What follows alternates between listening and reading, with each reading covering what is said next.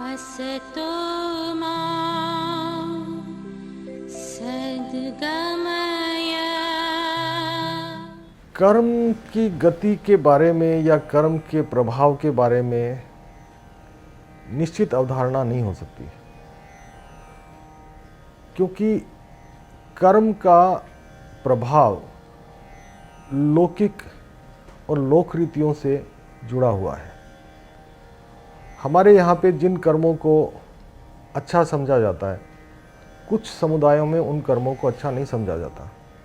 उदाहरण के तौर पे जिप्सी लोगों के लिए धर्म ही चोरी करना है, लेकिन वो समाज में नहीं है। इसी तरह से यूरोपीय अमेरिकन जो समाज है, वहाँ की जो धारणाएं हैं, वो हमारे समाज में, हिंदू समाज में उनको ज़्यादा सम्मान नहीं है। और कुछ रीतियाँ हमारी है जो दूसरे समाजों में उन बातों को या उन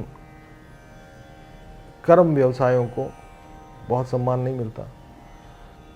तो लोक रीतियों के अनुसार कर्मों का प्रभाव और कर्मों की जो व्यवस्था है वो अलग अलग है। इसलिए मूलतः ये देखना चाहिए कि ईगो, एंगर एंड लस्ट, ये जिन जिन कामों में कम हो या बिल्कुल ना हो वो महान कर्म है, और जिन जिनों में अहंकार, क्रोध और लालच भरे कर्म हैं वो उतने ही तुच्छ स्थिति में आते चले जाते हैं। ये व्यक्ति, समाज और मनुष्य तीनों के साथ लागू होते हैं। जब जब भी जिन जिन समाजों में, जिन जिन परिवारों में, जिन जिन लोगों में अहंकार की मात्रा कम हुई है, क्रोध की मात्रा कम हुई है, लालच की मात्रा कम हुई है, वो परिवार, वो समाज, वो देश दुनिया में बहुत तेज़ी से आगे बढ़े हैं।